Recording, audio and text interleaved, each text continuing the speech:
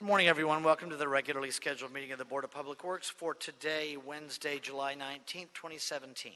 Commissioner Rivas, Repenning, James, Davis, and Jacinto are present. President James, we do have a quorum. May we start with Bureau introductions, please, starting with Bureau of Contract Administration. Good morning, John Ollier, Bureau of Contract Administration.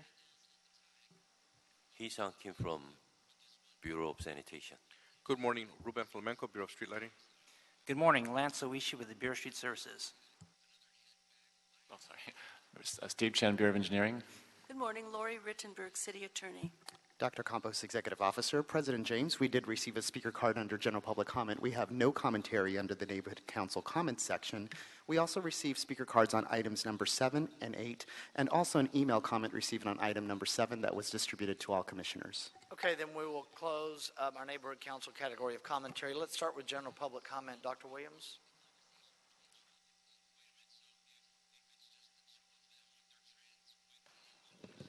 Good morning. On the back of the speaker card, I did make some notes as to some of the locations. Thank you. First is, in 1972, I participated with the Center for Independent Living in Berkeley, California. And it seems in 2017, there are two intersections, one at Workman and Mission, one at Setchell and Mission, which have no curb cuts. And they're next to the Medical Center for Los Angeles County and USC. What the hell is going on? Curb cuts. There are crosswalks. There's a striped crosswalk, but no curb cut. And I have seen it too many times. Next one. Since we had absolutely no interaction with the Public Works people and the LA 32 Neighborhood Council regarding the Soto Mission Huntington Drive intersection, and now it's complete. We didn't know when it was going to be complete. We couldn't tell anyone. But there is a traffic hazard in the eastbound lane number 3, which will cause an accident or damages to a vehicle. If it is not fixed, I would expect that there might be some claims of negligence or perhaps gross negligence. So get it right, and we could have helped you a long time ago. Thank you. Thank you, Dr. Williams.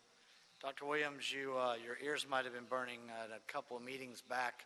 We had a video that sanitation was honoring one of their part-time employees regarding the process of obtaining free mulch from the city.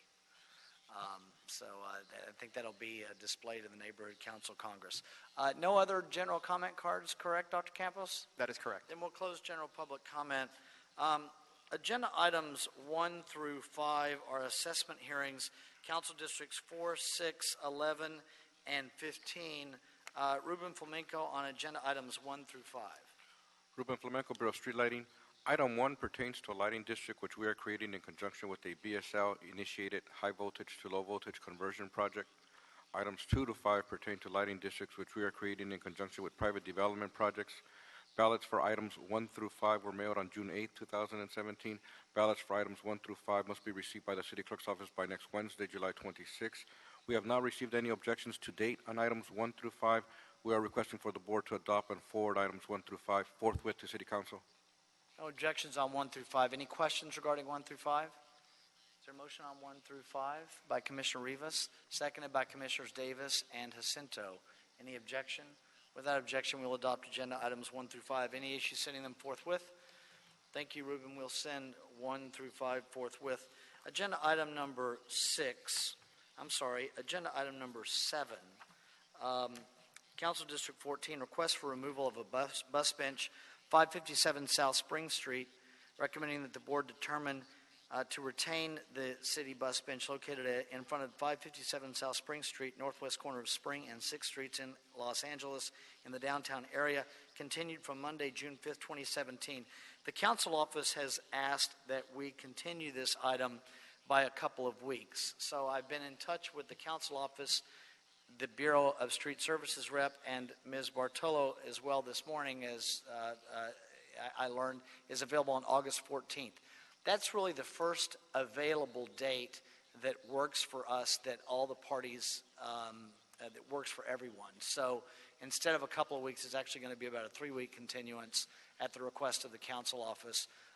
So the date will be, what day of the week is that, a Monday? August 14th is a Monday, yes. Okay, so agenda item number 7 will be continued to Monday, August 14th, 2017. All right, thank you, everyone, on that. Agenda item number 10, specifications have been submitted for board adoption and authorization to advertise for the invitation of bids in Council District 13 for the North Outfall Sewer Rehabilitation Unit number 18, Colorado Boulevard to Duran Street project, estimate $7,862,158. The bid receipt date, Wednesday, August 30th, 2017. Is there a second to my motion that we adopt agenda item number 10 forthwith by Commissioner Jacinto? Any objection? Without objection, we will do that. Agenda item number 6 from the Bureau of Engineering and Council District 14, contract amendment, 6th Street Viaduct Replacement Project, right-of-way project, recommending that the board first authorize the Director of the Office of Accounting, upon request of the city engineer, to draw the following necessary demands: $105,000, such amount representing the funds required to compensate SPILO, that's S-P-I-L-O, for the negotiated and agreed to amount of business goodwill loss attributed to the city's acquisition of SPILO's real estate located at 589 South Santa Fe Avenue, Los Angeles, California, 90013. That's parcel number 4F. And the subsequent displacement and relocation of SPILO Worldwide Incorporated to enable construction of the project. Secondly, $308,000, such amount representing the negotiated and approved just compensation to SPILO for improvements pertaining to realty, fixtures, and equipment in and at parcel numbers 4F and 1435 East 6th Street, which is parcel number 3F. Sam Wong on number 6. Good morning, Sam Wong with the Bureau of Engineering Real Estate Division. This board report is in regards to payment to SPILO, obviously for the goodwill loss and for the loss of realty pertaining to the property. Goodwill loss was calculated based on an appraisal. SPILO decided not to do an appraisal.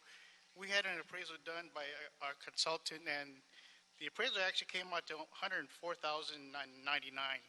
So we agreed to pay them $105, just to make it an even number. It was deemed a reasonable amount of money to pay them for goodwill loss because they had to move from this location. SPILO Worldwide was doing business at this location for over 30 years, and they did have a lot of goodwill attributed to doing business at this location.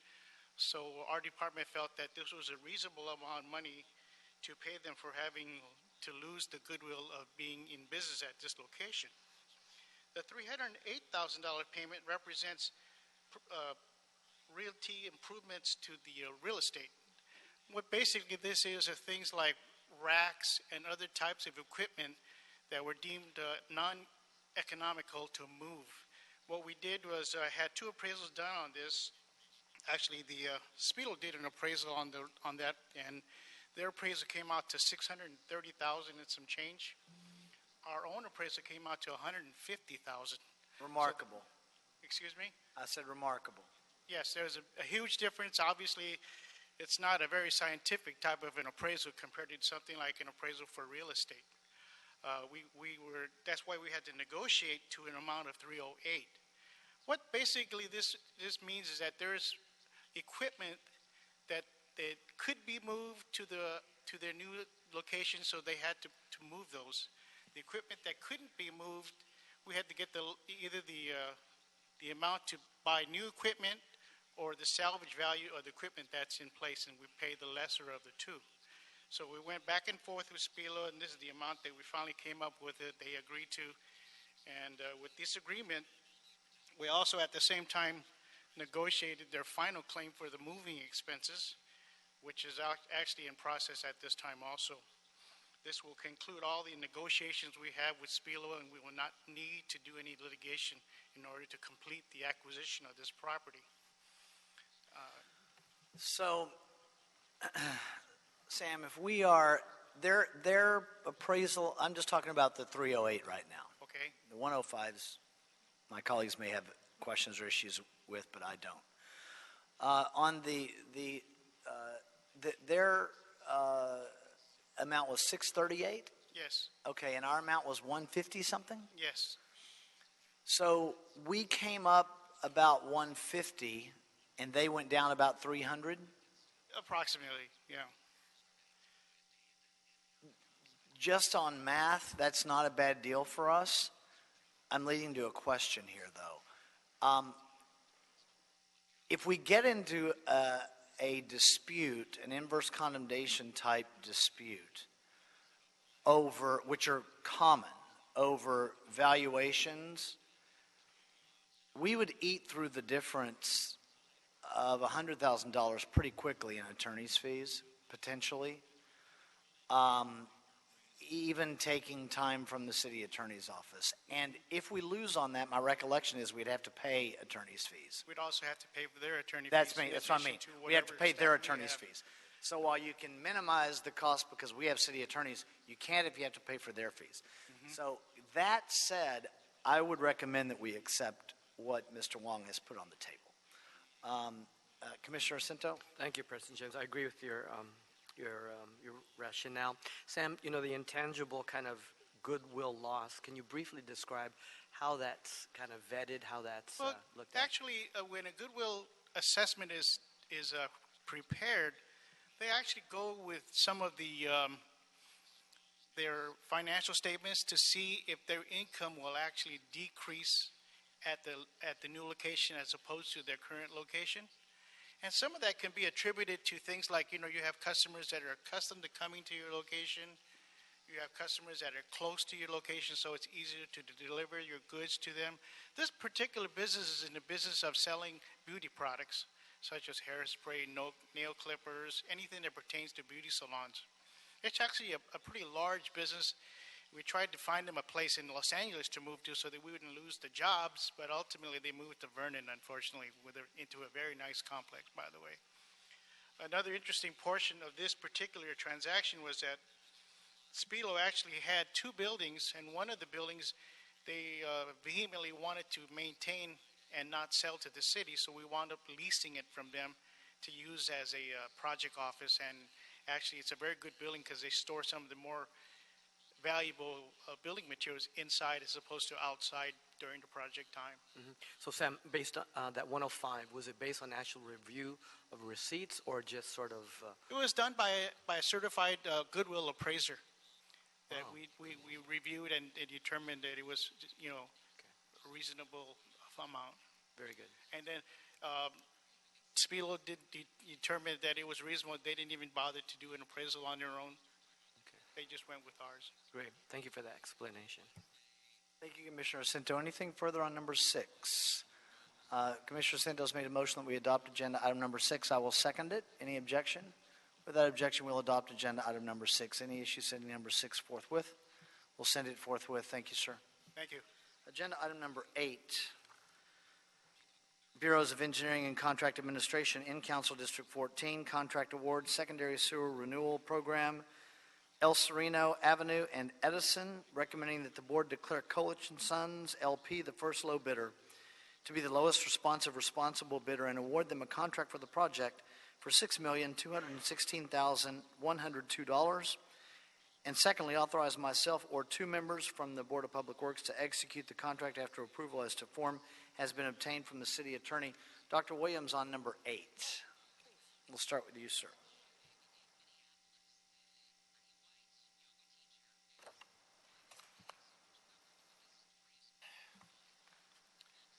Dr. Tom Williams, LA 32 Neighborhood Council Land Use Committee Chairperson now as of 2 days ago. Congratulations. We're quite concerned. We've gone through the fiasco at Soto. We got no participation by the contractors, by anybody that we know of. Maybe somebody contacted somebody, but I've already asked about this project. Coordinate with the neighborhood council. We're there to help. If you don't help us, I'm going to make the contractor's life miserable. He better have hard hats on, every person that's in the construction zone. He better do this, he better do that. He better have flag people, because I know how to work the system. 20 years with Parsons, building the Red Line Phase 1 downtown. So on the other side, we can help. We can tell the neighbors what to do and when it's going to happen. If we know the scope, the schedule, and the resources, backhoes or liners. It's a matter as to give us some information, coordinate with us, and we can help. If you don't help us, we will enforce the regulations as I know from Cal OSHA. And if there's no safety inspector on the site, there's only going to be, 60 pieces maybe, scattered over a very large area, all in LA 32 Neighborhood Council boundary. So help us, and we can help you. And it would be nice to have at least one presentation, perhaps to the board, 15 minutes as to what's going to go on once you get it all organized. So again, just a forewarning. Thank you. Thank you, Dr. Williams. Claudia Haskett. Good morning. Yes, actually earlier before the board meeting, I recognized Dr. Williams from a previous board item regarding this project, and we exchanged business cards, and I offered to make a presentation to his board. So all he has to do is contact our office, and we're more than willing to reach out. So that shouldn't be a problem, I hope. Beautiful. Thank you. No problem. Sorry. Good morning. My name is Claudia Haskett. I'm with the Bureau of Engineering, Wastewater Conveyance Engineering Division. I'm here regarding the award of SSRP P08 El Sereno Avenue in Edison. This project will remove and replace or rehabilitate through lining 5.6 miles of sewer in the El Sereno area. The city engineer's estimate was $7,098,000. Kolich and Sons is the apparent lowest responsible bidder at $6,216,102. You will note that the percentages pledged for Maybe Weeby, SBE, EBE, DVE are all zero. The problem with the industry is that there aren't enough minority and women-owned businesses in the sewer construction industry. It's I know it sounds weird because it's sewer construction, but it is a highly specialized industry. The lining and the installation and the rehabilitation of the sewers requires a lot of work. I know some women in the sewer industry, but they're all primes. So I just don't know any in the sub business. You'll notice that the subcontractors are generally the lining company and the maintenance hole installers. And so I just don't know if there are very few actually approved city liners within the city of Los Angeles who can do this work. So I know that's always a major sticking point with our projects. But Kolich has completed a lot of sewer projects in the city. They're a very reliable company, and we recommend award. Commissioner Repenning. Thank you. On the subcontracting piece, we've seen again and again with our sewer repair the lack of inclusiveness in the subcontracting. And I know that it is an area where companies are lacking as far as women-owned, minority-owned. It's something that I've been talking about with contract administration as far as an area that we should focus on to try to actually attract and recruit, because we do so much sewer work. It is ongoing, it's funded, it's something that we do again and again, like the sidewalk program that we're kicking off, that we chose to sort of make a concentrated effort. I do, however, think that there is something of a culture there where, I mean, I hear what you're saying, that you don't know any, but it's like, is there really no one? And I think that part of it is that we've gotten so used to just being okay with the zeros, that people may have stopped trying. I mean, my thing would be, folks need to know that we need to see an effort. I mean, No, there can't I be- know that all the contractors have to go through a good faith effort, and they have to actively look for minority and women-owned Right, businesses. I'm not talking about the good faith effort, I'm talking about what they ultimately bring to us. So to me, there's a difference as far as conducting outreach and actually putting together a team that's reflective of the city. And we see that people are able to do that in other areas. I understand construction as an overall area. We don't have a pool of subs that is reflective of the city.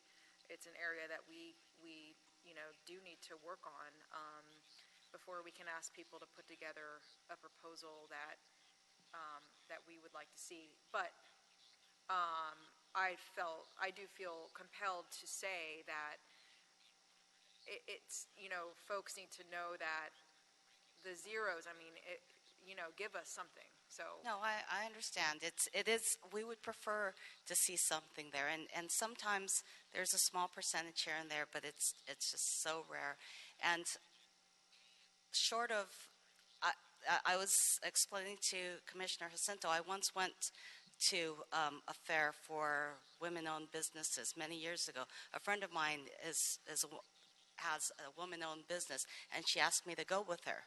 And I walked around as an engineer, and I approached the different vendors to see what they provided, and none of them did engineering. They were all clerical or custodial or suppliers of various products, but I could not find a single vendor there who actually catered to what I needed. And so I don't know, short of having something highly specialized for women engineers or for women business owners who are in construction, if you have a regular small business convention or expo, you would really have to try to seek out these other companies, because I walked the whole floor and found no one who did construction, no one who could help me at all in that respect. I understand. I do think that if there's a market for it, then companies will come in and fill that space. There And is a so- market, but it's also, the other thing about it is it's very expensive to start this kind of a business. There's a lot of upfront costs. Like if you were a lining company, you have to have highly specialized equipment, and you'd have to be able to work with the vendors, and by the time you get paid, you have to be able to forward all that money ahead of time. It's very, very expensive to start a construction business, especially something like I this. hear what you're saying, and I think that we all agree that there are more things that we need to do as a department in terms of cutting up our contracts in a certain way to incentivize. There's a lot that we need to do on our end in terms of, in order for us to be able to expect. But I also think that that there is that folks knowing that coming to us with a bunch of zeros is not going to fly. I mean, we all know legally it flies, so there's nothing we can actually do about it. But that culture does, they both need to change at the same time. And so that's why I'm going on record here today, and I hear what you're saying, but I also don't want your comments or mine to give the companies that we are doing business with cover for continuing to submit these types of bids. Thank you. Thank you. Thank you, Commissioner Rapining. Commissioner Davis. To build on the inquiry made by Commissioner Rapining, in terms of the areas of work where minorities exist and women exist and don't exist, are you aware that perhaps there are some minorities that do this work in other parts of the state, specifically San Jose and the Sacramento area? I'm not aware of any companies outside of the Los Outside of Angeles Los Angeles area. County. Correct. Okay, so then we talked about the job aid that we have in the city, Bavin. Does Bavin have listed on there any minorities and women that do this kind of work? I don't recall seeing any, but it's a pretty long list of subcontractors. I have looked in the past at the list of subcontractors, and there are very few that actually cater to the type of work But you we don't need. really know I right now don't know. if That there is are any. correct. Now, I do recognize that this is a list that we have for people who do this work are on a pre-certified list, correct? Correct. Nevertheless, I'm just wondering, and you're going to check, to see even if, in fact, Bavin might have 2 or 3 women, 2 or 3 minorities that do this work, even though they're not on the list. You don't know right now No, the I answer to don't that know. question. I'm posing that question to Yes. you with the hopes that you'll check. I will check. Now, the final issue is, I think that Commissioner Repenning is right about the culture and our expectation. So when we look at this and we see we're trying to create opportunities, given the base of facts that somebody in Northern California might be able to do this work, and that there may be 2 or 3 on Bavin that might be able to do this work. And then the factor is that we do have this predetermined list that is locked in. Was it 5 years, or how does it work? The pre. I couldn't. I don't know how they determine who goes on the list.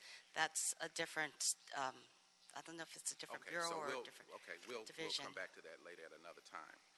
You mentioned in your testimony here today that there were maybe 1 or 2 women firms that you had knowledge of that were primes. Is that correct? Have any of them ever applied for work with us? They actually are on the emergency on-call contractors list. That's how I met them. Okay.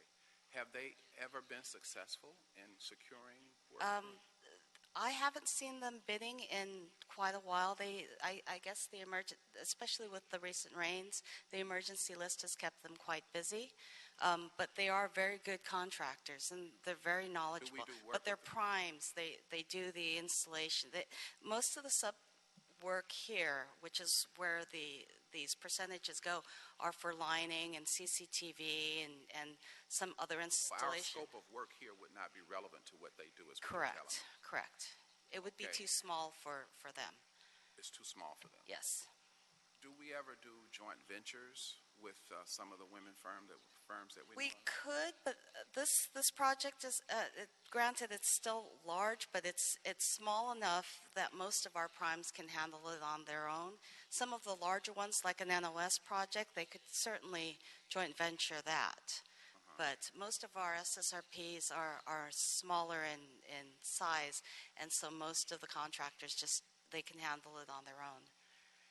Well, And even so, like I said, the primes that I know who are women, they don't have the equipment they could CCTV, but they would probably hire a sub to do the CCTV work for them, and they would hire a liner because there are very few lining companies out there. So even if But we have primes that are men that do that, right? Correct. So it wouldn't be a problem if they did that, right? Correct. So then, therefore, you're mentioning that because of what?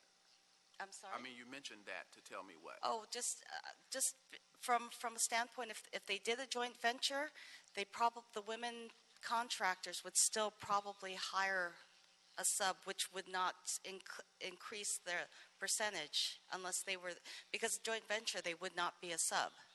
They would still be the prime. Sure. And so if they joint ventured with another prime, they would still sub out this work, and it would still be with the usual subcontractors that we use.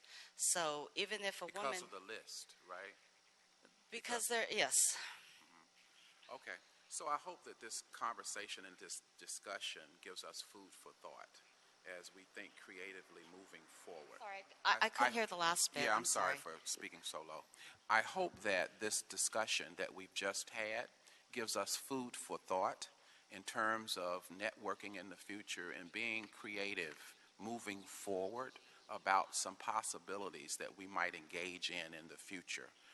Certainly, we're not in this discussion changing the proposal before us, but I hope that some of the questions that we have asked and some of the statements that have been made about culture that Commissioner Repenning made, that all of this discussion leads us to some hopeful creativity in the future about our potential and what we can inevitably reach as a goal.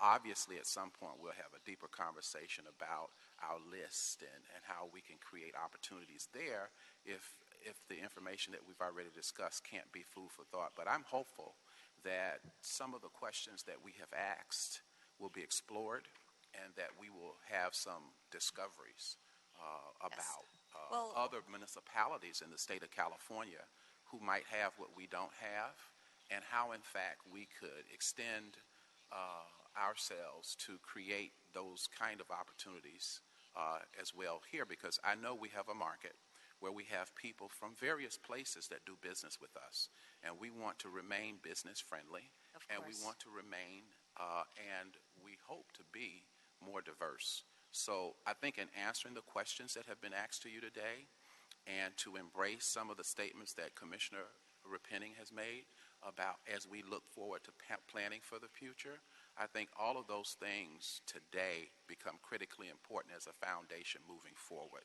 Yes. Well, just on a side note, for the NOS program, which is a very large program, we are looking at doing more outreach to network with other companies and hopefully extending invitations to other women-owned and minority-owned businesses out there, making the gesture to bring them on board and hopefully getting them on board so they can be approved and bid on future projects as or participate as subcontractors in future projects. So that is something we are considering currently. Good. Thank you. Thank you. Thank you, Commissioner Davis. Commissioner Jacinto? Thank you, President James. Claudia, thank you for the report. And colleagues, I appreciate the dialogue that we're having too. I think it's important that we lead and we develop policy that's progressive in support, in alignment with the mayor's vision of a prosperous city all the way around. While this doesn't have 000, it does have a PLA, and we understand that employment will most likely be diverse jobs going to trainees, to apprentices, and transitional jobs. So it's not a solve, but that's a positive point. I think, colleagues, it might be under your leadership, Commissioner Repenning and Commissioner Davis, that this might be an opportunity for us to look at our business advisory committee and try to see how do we seed the field or do something creative within the construction. As you said, that we're going to continue to have sewer work for generation to come. That's not going to diminish. It's probably going to augment. And so if we can get in front of that curve and really grow that and find creative ways and looking regionally and attracting, then we're being creative, and then we're not giving them cover as we should not and as we do not want to do. So I look forward to working with our board to lead and to be creative and be progressive. So thank you, Claudia. Thank you. Thank you, Commissioner Jacinto. Anything further on agenda item number 8? I'll make a motion that we adopt agenda item number 8. Is there a second on number 8? Is there a second on number 8, Commissioner Jacinto? I'm going to go with I'm going to look at either Commissioner Rivas or Jacinto and see if I can get a second on number 8. I got one from Commissioner Jacinto. All right. Any objection? All right. Without objection, we'll adopt agenda item number 8. Claudia, thank you for the discussion. Agenda item number 9. Is it okay if we send number 8 forthwith? We'll send number 8 forthwith. Number 9, Bureaus of Sanitation and Contract Administration. Contract Amendment number 1, software maintenance of enterprise maintenance, planning, control, and related products and integrations. Recommending that the board approve and forward the report with transmittals to the mayor and city council with the request that the Board of Public Works be authorized to execute amendment number 1 to the sole source agreement with ABB Enterprise Software Incorporated, formerly known as Ventex, for the software maintenance of enterprise maintenance, planning, and control, its interfaces to the supply management system, the field automation for a sanitation truck system, and other related products that may be used by the Bureau of Sanitation. This amendment will extend the contract by 3 years to a total of 9 years and increase the cost ceiling by $4,425,000 for a total contract ceiling not to exceed $6,425,000. And secondly, authorize myself or 2 members of the board to execute the contract upon authorization by the mayor and the city council. Dan, C2. Good morning, commissioners, Morning. board representatives, city attorney, executive officer. My name is Dan Cito. I'm with LA Sanitation, Information and Control Systems Division. Let me give you a little bit of background about this. Currently, the LA SAN uses Impact. It's an enterprise asset management system. That's a commercial off-the-shelf product from ABB. It's been using, LA SAN's been using this since 2001, and it's reached the end of its life. The software's reached the end of its life, and it's being upgraded to ABB's newest software, which is called Ellipse.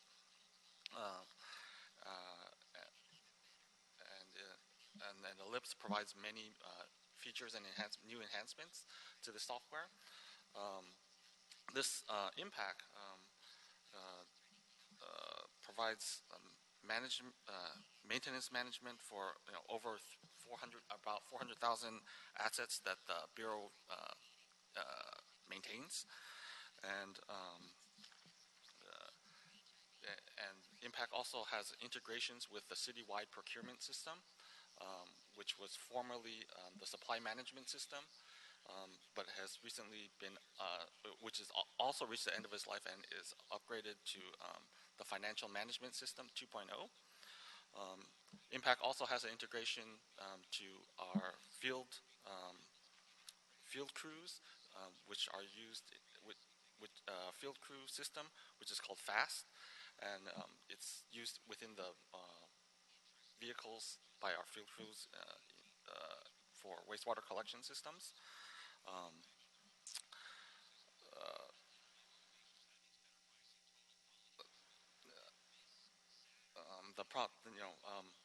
In order to keep Ellipse functioning properly, because we're upgrading to this, we needed to also provide service to fix the integrations to both FAST and the procurement system. So we're requesting that that this amendment be approved to accommodate the changes that are needed, both for the implementation of the upgrades to the system and to incorporate enhancements for the future. We're asking for an increase of increase of the contract ceiling from $2 million to $6,425,000. This is because the current contract ceiling was nearly exhausted based on our upgrading process, and we're asking for the extended term of 3 years. Thank you, sir. Any questions for Dan on agenda item number 9? I don't have any questions. Anything to add on number 9? Commissioner Rivas? The last thing you said an extension of 30 years? You mean 3 years. Oh, okay. Sorry. I heard 30. Okay, great. Thank you for clearing that Up up. to 9 years, Up to correct? 9 years. Up to Right. 9. The total for Would make it 9 including the years. amendment is 9. Okay. No, that makes sense. That's right. It's a mistake. Thanks. Commissioner Rapang? Just the main question for our board, which we talked about in the briefing, the idea that we would go back out and do an RFP doesn't make sense because It would not be financially good because it would take quite an extended period of time, and also the the the the this is a sole that we're in the upgrade process, so the existing software is sole Right. source. So what I think for us, because the idea of it taking time to put RFPs out usually isn't kind of, for us, we like to try to keep everything as competitive as possible. So I think for us, the best answer to that is that, we're already fully embedded with this system Yes. and this product, and that it does not make sense at this point in time and would be disruptive for us to switch over to a different product. That's correct. Yes. Okay, Like thank you. Yes. We've been using this product since 2001, so it's a very embedded part of our processes. Thank you. Just going forward on Commissioner Repenning's point, at the conclusion of 9 years, does the Bureau anticipate being back for another extension, or are we to the end of the life of this product? I don't know the answer to that. I'm just curious as to whether we're reaching the end of the life so that we may go back out to the market, or would we likely continue to another extension?